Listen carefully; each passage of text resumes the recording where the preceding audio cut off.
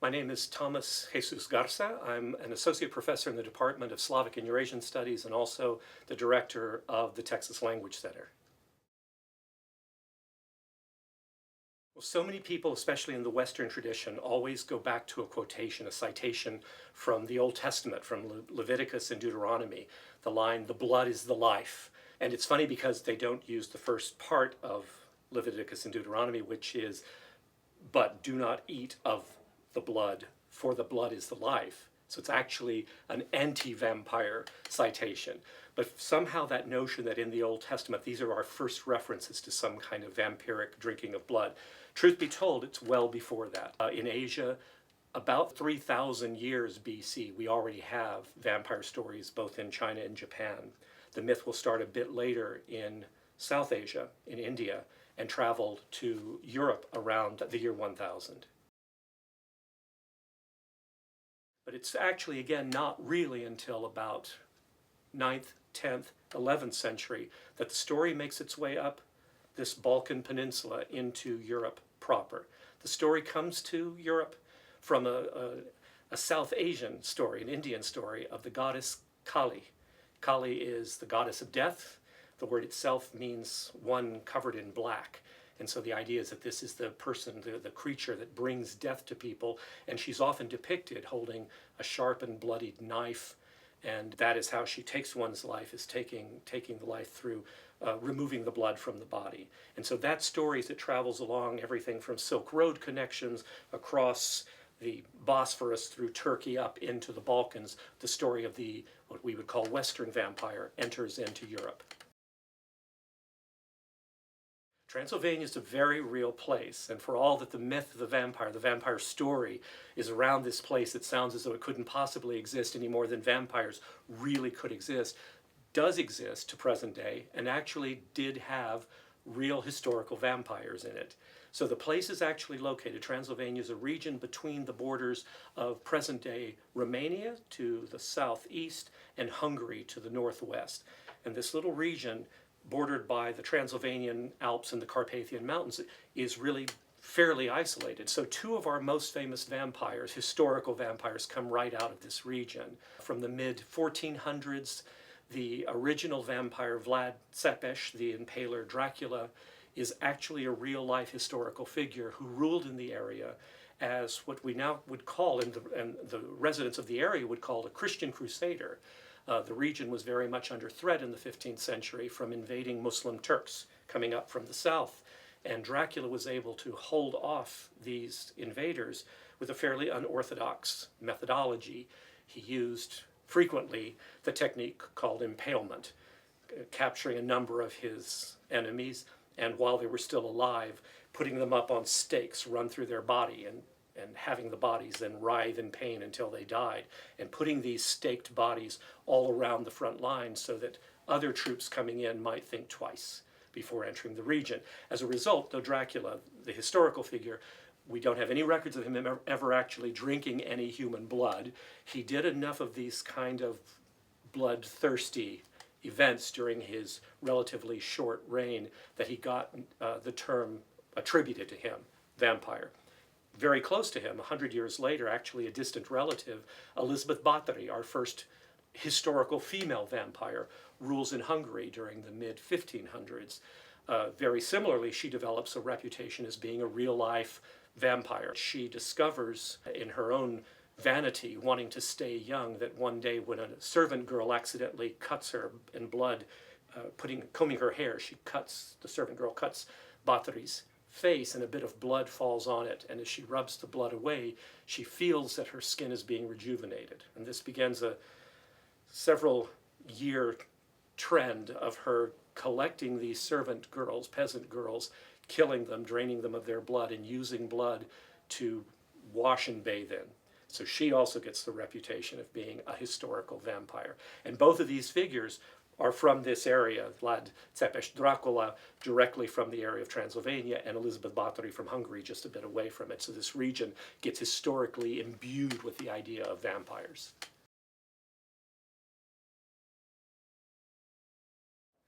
So in 1897, Britain is in a particular place in European history. Actually, all of Europe is in a particular place, as at the end of the 19th century, Eastern Europe and further over into Russia, the pogroms are occurring. Now, these are movements, forced movements of certain populations, specifically Gypsy, Roma populations, and Jewish populations out of Eastern Europe, out of Russia and Eastern Europe, and into Western Europe. As a result of these movements, these forced emigrations, as it were, a lot of Western Europeans become very nervous about these new unknowns coming into their land, their country, not speaking the language, not knowing their customs, not knowing their ways, and especially fearful of who are they? What will they be like? Will they take their jobs? Are these people that would even consider intermarrying with the local populations? A real feeling of xenophobia is gripping Europe during this period in the late 19th century. Stoker's novel Dracula feeds on that particular fear in a wonderful way, actually. It takes the vampire's image from Central Europe, again, from Transylvania. His Dracula is also from this historic region, brings him into Europe as a count, as a person with rank, as it were. So here he is now suddenly. Stoker very cleverly tries to do a kind of leveling of the playing field that, well, could it be that these individuals we don't know about might actually be better than us?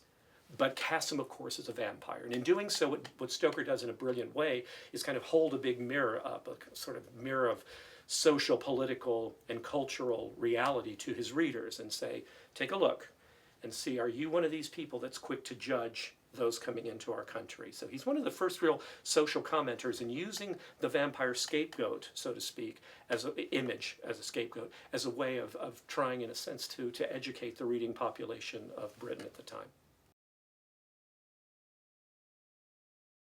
It's very important in any myth, in my view at least, that for a myth to succeed, for us to be able to believe in the story, is there has to be a way, in a sense, to counterbalance it. Otherwise, all we have to do reading these stories and telling these stories is be afraid. So in order to balance out the vampire story, that he, she, it is not a creature that can simply annihilate the entire world, there has to be someone who can defeat the vampire. The vampire slayer has been crucial in the literature, actually, from about the time the story begins. Who is it that can finally defeat it? Our most probably famous one from the literary vampire tradition would, of course, be from Dracula, once again, where we have the Van Helsing character, who is our sort of first literary vampire slayer, or the most famous American vampire slayer, Buffy the Vampire Slayer. It's a crucial piece of the story. We need to feel that this individual can empower all of us. And I think the twist on Buffy was a particularly good one for the time that she appears on American television screens, and was equally important, by the way, in Europe, that she's a woman. Because this idea of empowerment needs to be one that any one of us can hold on to and identify with. So we need to be able to know that we can defeat our demons. The vampire story is probably one of the most popular myths that we have worldwide. In modern times, obviously, I think a lot of readers of contemporary vampire literature, from the very pulp fiction side, almost what I would call tween literature of the Twilight series, to the Charlaine Harris's series of True Blood, which gives a very interesting twist on the vampire story set outside of New Orleans, to contemporary, say, British and German television series and films coming out of Europe that depict the vampire as a contemporary, a 21st century entity. And why not? Young people today in particular are very taken by this image, as they would have been 100 years ago, 200, 500 years ago, with the idea, the notion that through the vampire, not only does one get to live eternally, but even needing to be a parasite, needing to drink the blood, to take the life of another in order to sustain your own life, you get to live as a young, healthy, virile, as it were, healthy, I'll put that in scare quotes, but as a young person who's full of the undead life, as it were, forever. It's kind of this idea that you will be 21 for the rest of eternity, actually. So the myth is a very popular one in that respect, that it has this kind of sense of eternal life. But on the other side, the myth becomes an eternal one because it's been one historically about scapegoating. From its earliest days, as a pagan story. When Christianity and paganism were fighting each other for popularity in Europe as a kind of belief system, vampires were used in both systems as a way of saying, this is who we're going to blame. If crops failed, there was a vampire to blame. If there was a plague, whether it was the Black Plague or a local epidemic, a vampire's to blame. As Christianity starts to take root in Europe, the idea of how do we take this story that's very imbued with pagan ritual and put it into a Christian motif that's recognizable, it was such an easy move to do. All we had to think about was the taking of the Eucharist, the eating of the body and drinking of the flesh in order to achieve eternal life. And right away, a lot of people said, oh, this isn't all that different from the stories that we already know.